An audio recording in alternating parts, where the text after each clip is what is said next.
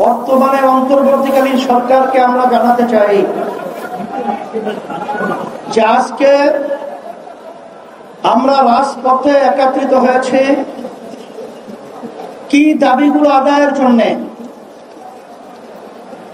বিশেষ করে জুলাই সনদের স্বীকৃতি সহ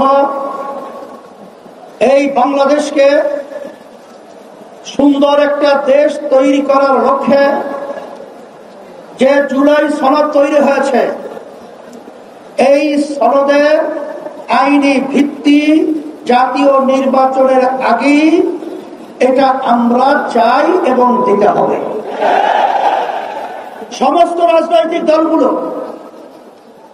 এই আইনি ভিত্তির ব্যাপারে, গণভোটের ব্যাপারে তারা একমত পোষণ করেছে।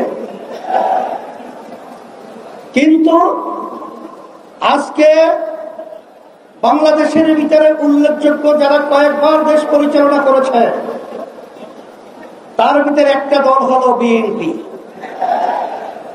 আজকে বিএনপি যে গণভোটের ব্যাপারে প্রস্তাব রেখেছে, যেদিন জাতীয় নির্বাচন সেদিন নাকি গণভোট। সম্মানিত আলোচকরা বলেছেন, আপনারা জাতীয় নির্বাচন করবেন কোন আইনের ভিত্তিতে? সেই আইনের ভিত্তি হলো জুলাই সনদ যখন আইনি ভিত্তি পাবে তখন জাতীয় নির্বাচন আইনি ভিত্তি তৈরি হবে, অবৈধ নির্বাচন হবে।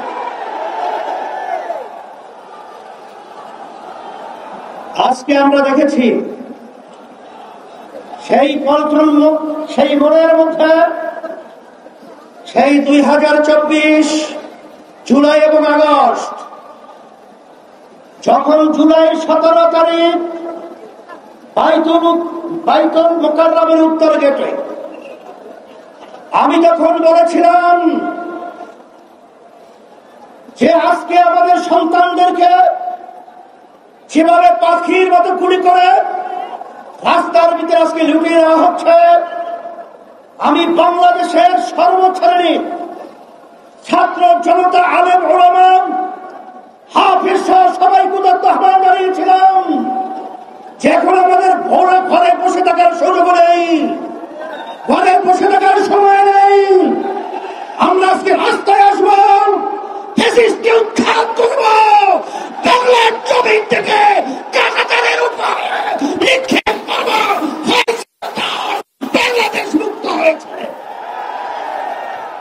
এই হিসাবে আজকে আমরা দেখেছি দুই শ্রেণীর মানুষ এখন দুই মেরুতে অবস্থান করছে। এর ভিতরে এক শ্রেণীর মানুষ হল যারা নাকি আমরা দেশ প্রেমিক, আর এক শ্রেণীর হল ক্ষমতা প্রেমিক। ফ্যাসিস্ট আওয়ামী লীগ সরকার তারা দেশ প্রেমিক ছিল না, তারা ছিল ক্ষমতা প্রেমিক। তারা কিন্তু এক পর্যায়ে আমাদের বাংলাদেশ থেকে পালিয়ে কাঁটাতার পার হয়ে ভারতে অবস্থান করছে।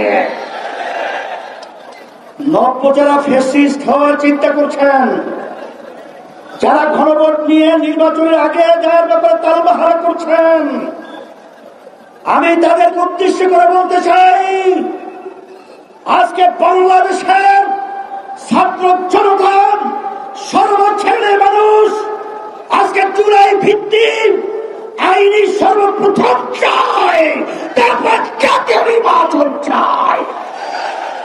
কিন্তু আপনারা যদি এই জুলাই সনদ আইনি ভিত্তি দেওয়ার ব্যাপারে দড়িবসু করে থাকেন, আমাদের বাংলাদেশের 3 দিকে ভারতের কাঁটাতারের বেড়া, কিন্তু আপনারা পালাবেন কোথায়? আপনাদের জন্য অপেক্ষা করছেন সেই দক্ষিণে বঙ্গোপসাগর। এছাড়া কিন্তু আপনাদের পালাবার কোথাও জায়গা নেই।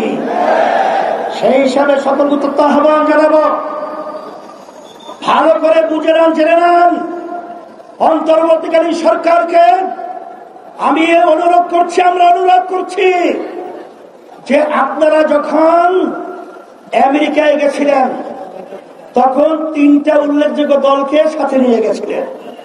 জামাত ইসলামী বাংলাদেশ, বিএনপি, এনসিপি, কথা ঠিক কিনা? তা আপনারা জাতীয় নির্বাচনের আগে গণভোট থেকে আপনারা কোন প্রক্রিয়া, কোন হিসাব লাগবে, অঙ্ক শিখাতে হবে। আজকে এনসিপিও চায় যে গণভোট আগে হবে, তারপর জাতীয় নির্বাচন হবে। জামাত ইসলামও চায় আগে গণভোট হবে, তারপর জাতীয় নির্বাচন হবে। শুধু একটা দল বিএনপি, তারা ভোট চায় প্রথম জাতীয় নির্বাচনের দিন। বাংলাদেশের মানুষ বুঝে গেছে আপনাদের উদ্দেশ্য ভালো না।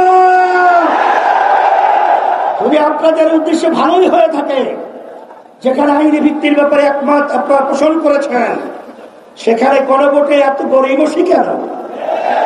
এটা জাতির কাছে পরিষ্কার হয়ে গেছে।